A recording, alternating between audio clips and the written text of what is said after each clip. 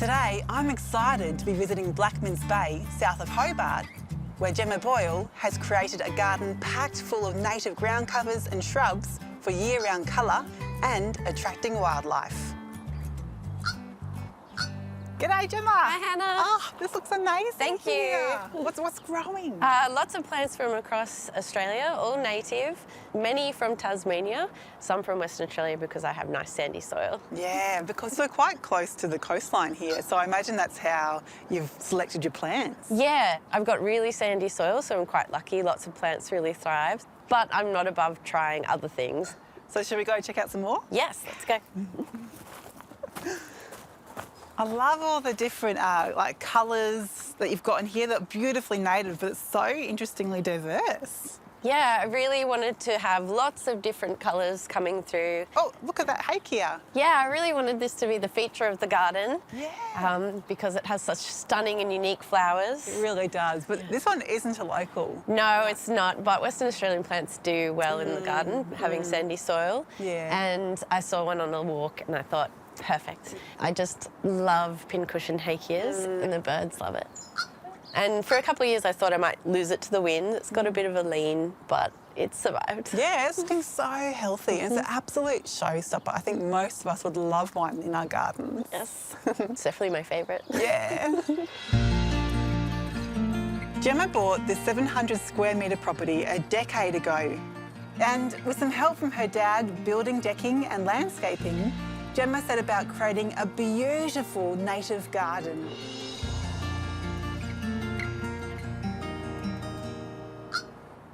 It's so lovely to see the birds using the garden, Gemma. And coming around to the side of the house, I can see it's more bird sanctuary. Yeah, I've got another pincushion hakea and the big blackwood, lots of coria, which creates a lot of food for the birds, but also a habitat for the smaller birds to escape the bigger water birds.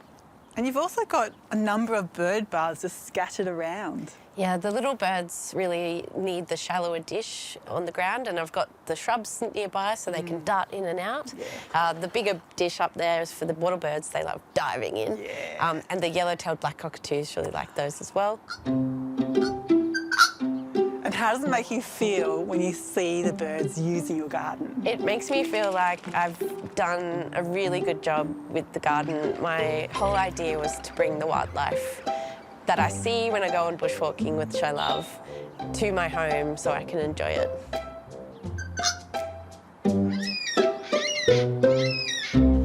Oh, I love how you've used the slope in your backyard, Gemma, to create different spaces. The hill was a huge challenge. Just grass everywhere when I first moved in, things travelling downhill, and of course when I got Koa the Kelpie, the grass turned to dust, mud when it rained, and so I just thought, no more, and terracing was the answer. Yeah, and it's fantastic. I can't see any grass. No, I hate grass. I hate mowing, so no grass, just native plants in the middle, creating an island of plants that the birds will come to. All the plants are really hardy for the dogs, Koa and Alfie, while around the outside we've got the blueberries changing colour, the veggie patch sometimes doesn't look very green, so it's really important to me to have that island of green in the middle. Now, have the dogs impacted how you design your garden at all? Yes, the dogs, they run all over the garden, they eat their dinner on top of it, they chase the ball through the garden, sometimes go to the toilet there. So everything needs to be really hardy for a dog to crash through. Yeah, I love that part of the criteria of choosing plants is, can my dog eat dinner on top of this plant? Yes, it's something to think about. Yeah, fantastic.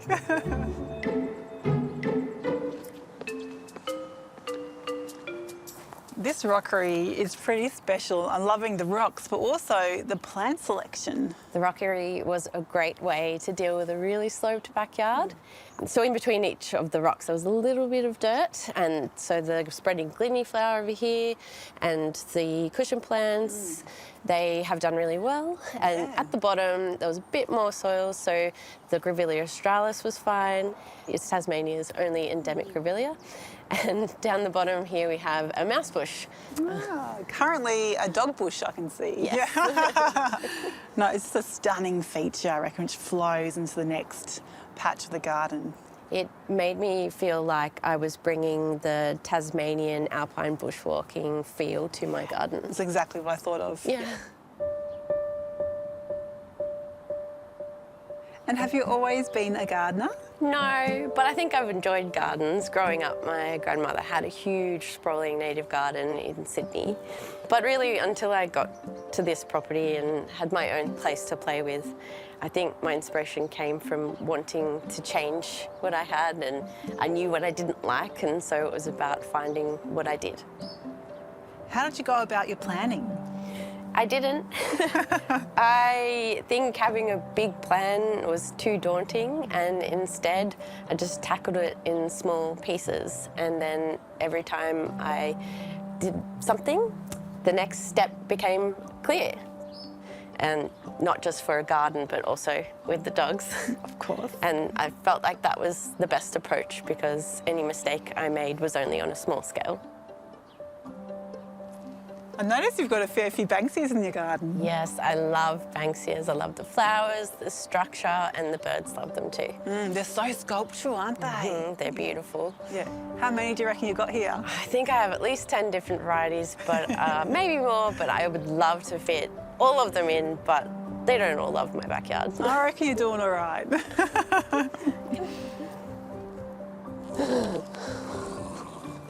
This is what gardening with you is like. This garden really is my sanctuary and the place that I can potter around for hours and lose myself in this garden with the dogs and feel like I've had such a productive weekend because it's my hobby and it's my joy.